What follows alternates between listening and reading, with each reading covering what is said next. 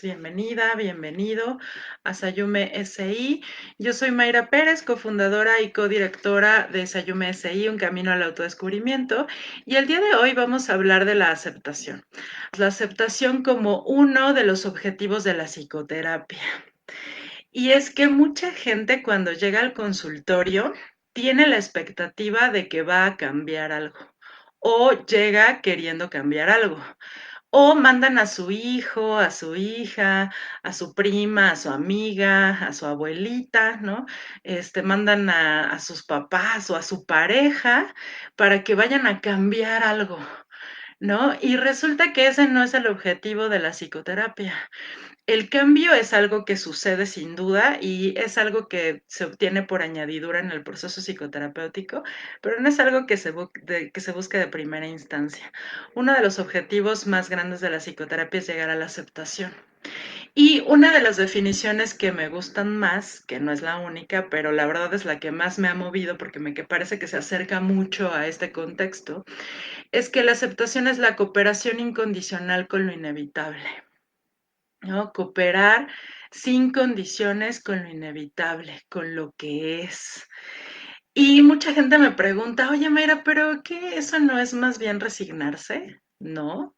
De hecho, desde la palabra cooperación ya estamos hablando de movimiento, estamos hablando de que es un proceso activo.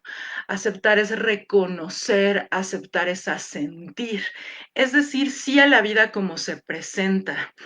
Es abrirnos a considerar otras posibilidades que solamente, déjame redundar, son posibles cuando aceptamos la realidad como es, sin exigencias, sin expectativas, ¿no? Es olvidarse de el tengo que conseguir exactamente lo que quiero, como quiero, a la hora que quiero, cuando quiero, como quiero, ¿no? Y te decía, no es resignación, más bien desafía nuestra tendencia a evitar, desafía nuestra tendencia al autoengaño.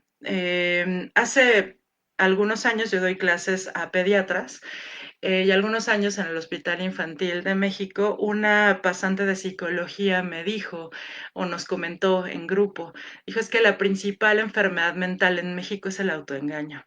Le dije, híjole, si de mí dependiera tu calificación, tendrías 10, porque es cierto, ¿no? Tendemos mucho al autoengaño y entonces la aceptación nos ayuda a acercarnos a la realidad como es, no como yo quisiera que fuera. Y les decía, o sea, eso nos lleva a tocar nuestra imperfección, ¿no? A renunciar a la idea de que somos perfectos, a renunciar a que tenemos que alcanzar un status quo. Y también a ver con conciencia que es una lucha inútil querer controlarlo todo. Nos encanta, les decía, evadir, nos encanta autoengañarnos, y cuando evitamos, nos acercamos a una gran variedad de psicopatologías y problemas de conducta. Y cuando aceptamos, cuando reconocemos, por ejemplo, nuestras emociones, las que se sienten más feitas, o cuando reconocemos conductas que no nos gustan, pero que son parte de nosotros, entonces abrimos la oportunidad de revisar, de saber quién soy y desde dónde. En cambio, si evito que tengo miedo, si evito que estoy dudando, entonces voy a enfrentar con la realidad coartada, ¿no? Entonces, aceptar es reconocer, tener una disposición de conducta abierta, ¿no? Estar abierto, ser flexible, estar receptivo, ser adaptable y sobre todo, y vamos a hablar un poquito más adelante de esto, libre de juicios respecto a la experiencia que tiene lugar en el momento presente, ¿no? Nos encanta estar en el pasado y nos encanta estar en el futuro, ¿no? Ay, es que hace 10 años me iba mejor y hace 5 años pasaba esto. O sea, nos encanta estar en el allá y en el entonces y poco en el presente. Eso también pues nos lleva a evadir, a evitar, a no reconocer. Entonces, aceptar es estar dispuesto, te decía, a conectarte con tus experiencias como son y no como quisieras que fuera. Porque además nada hace perder tanta energía que el resistir y pelear contra una situación contra la que no puedes hacer nada, ¿no? O sea, por ejemplo, no nos sirve no aceptar la muerte de un ser querido. En realidad eso está ahí y más bien tenemos que adaptarnos a ello y trabajar en pos de ello. Y bueno, voy a hablarte un poquito acerca de los pasos que podrían llevarte a la aceptación, pero antes quiero hablarte de, bueno, de regresarme un poquito. Te decía que muchas personas llegan al consultorio queriendo cambiar. Y alguna vez uno de mis maestros decía es que la persona que quiere cambiar lleva implícito el autorrechazo, ¿no? O sea, lleva implícita la vergüenza de ser quien es. Y hubo un psicólogo humanista que se llamó Carl Rogers que decía, la curiosa paradoja es que cuando me acepto exactamente como soy, entonces puedo cambiar.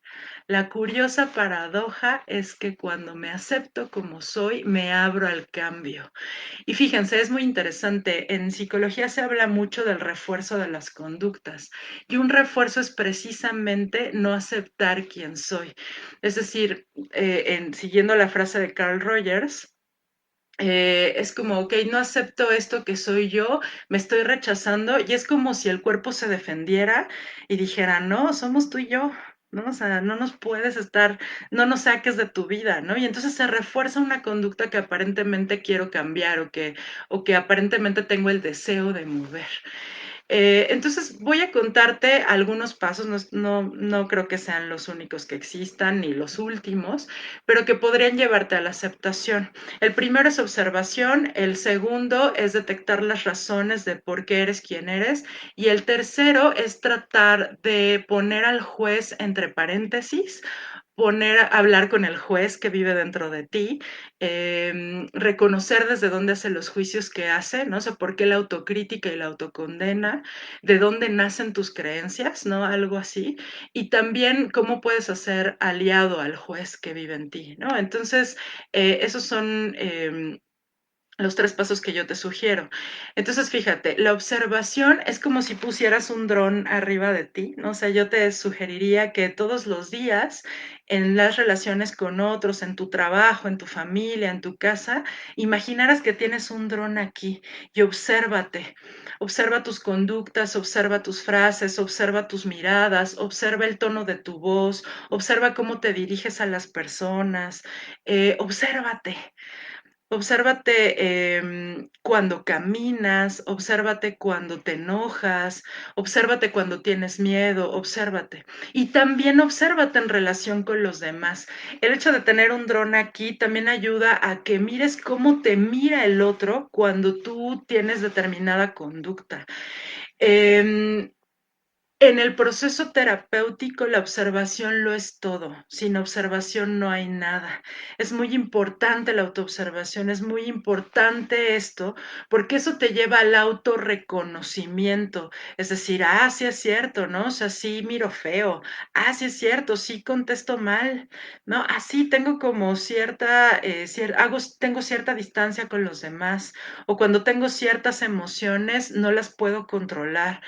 No, sí me he dado cuenta, ¿no? O sea, es muy importante la observación. De hecho, fíjate, si solo lograras observarte, lograrías un montón de cosas. A veces, con solo eso podrías originar un cambio o podrías acercarte a la posibilidad de tomar decisiones desde otro lugar. Em, entonces, bueno, te decía o te hablaba de 3 pasos, ¿no? El segundo es que cuando yo observo que tengo mal carácter, por decir algo, entonces voy a ir a revisar cuáles son las razones por las cuales tengo este carácter, ¿no? Es decir, voy a revisar qué razones hay y sobre todo las que no son visibles para los demás o para mí mismo. Muchas veces tenemos razones que no hacemos conscientes y que nos han salvado de un montón de cosas. Por ejemplo, en este ejemplo que te estoy dando del mal carácter, hay mucha gente que aprendió que enojándose podía poner límites. Hay mucha gente que aprendió que enojándose podía distanciar a la gente para defenderse, ¿no? O sea, nada más por ponerte 2 ejemplos como muy, generales, pero es importante que tú revises, ¿no? O sea, okey, sí sé poner límites en el ejemplo que estamos siguiendo, o me estoy enojando cuando verdaderamente tengo que enojarme, y cómo estoy expresando el enojo. Entonces, hay que reconocer las razones. Pero fíjense, muchas veces, y aquí va el tercer paso, lo que nos topamos en las razones cuando descubrimos, tengo mal carácter, y tengo mal carácter porque no sé poner límites de otra manera. lo que entra luego, luego es el juez que vive en ti. Y muchas veces saca estos juicios que haría tu familia o que haría la sociedad o que te diría tu terapeuta, ¿no? O que a lo mejor te diría un sacerdote o un maestro o un líder. O sea, ¿cómo es posible que no sepas poner límites? ¿O cómo es posible que te enojes de esa manera? ¿Cómo es posible que no puedas expresar tus emociones de manera asertiva, ¿no? Sobre todo en esta época en donde hay tanto coaching, en fin, ¿no? Entonces entra el juicio. Entonces, ahí lo que te sugiero, digo, son varias cosas. Una es decir, ok, este es juicio de mí, me estoy autocondenando, o sea, yo tengo una razón que por lo menos es válida para mí, estoy revisándola para revisar mi proceso individual y mi proceso con el otro, me tengo paciencia y pongo entre paréntesis el juicio por un momento. Porque el juicio aparece generalmente para estorbarnos, ¿no? O sea, el juicio entretiene un montón a la gente en los procesos terapéuticos, ¿no? O sea, es que de pronto pues es que me siento mal por ser así, ¿no? Y el juicio evita que llegues a la aceptación muchas veces. Yo siempre he dicho que cuando una persona avanza en su proceso terapéutico, uno de los más grandes topes es la autocrítica o la autocondena. Y para eso es muy importante revisar las creencias. ¿De dónde vienen los juicios que hago sobre mí? ¿Quién me dijo que estaba bien o que estaba mal ser de determinada manera? No, es que tú eres una persona muy voluble, ¿no? Y entonces, no, pues para mucha gente eso está súper mal, porque entonces es ser incongruente. Pero cuando estás revisando tu proceso individual, es revisar cuáles son las razones que me llevan a ser así. ¿No? O sea, para reconocerlas, porque solamente reconociendo y aceptando quién soy voy a poder moverme, no se te olvide eso, ¿no? Entonces, si no pudieras poner entre paréntesis tus juicios, ¿no? Que una de las formas es como anotar qué tantas cosas tan feitas te dices. Si no pudieras, recuerda que el juicio es parte de la inteligencia y cuando uno juzga también puede juzgar en positivo. Entonces también pregúntale al juez que vive en ti, oye, bueno, ya me sé todo lo malo que dices de mí, pero ahora cuéntame, ¿hay algo bueno? ¿Hago algo bien? ¿No? O sea, he tenido algunas situaciones en donde yo pudiera decir que tengo una buena personalidad y es sumar, no es engañarte con que no tienes cosas que no te gustan de ti. Es sumar a que también hay reconocimiento de lo bueno que hay en ti. Somos luz y sombra. Acuérdate que somos perfectos siendo imperfectos y es importante reconocer todo. Es más, por ponerte un ejemplo, la exigencia tiene luz, que bien podríamos llamarla excelencia, y también tiene sombra, que nos puede llevar a la apatía, a la falta de deseo y hasta la violencia, ¿no? Entonces, es importante ir reconociendo. Ahora, si aún así no pudieras, o sea, si aún preguntándole a tu juez, oye, cuéntame lo bueno de mí, no pudieras, te sugiero que le hagas 3 preguntas y lo voy a dejar grabado en un podcast que vamos a tener en YouTube. Y esas 3 preguntas son, ¿para qué te elegí? Tú haces así la pregunta y contesta lo primero que te venga a la mente, ¿no? Al juez que vive en ti.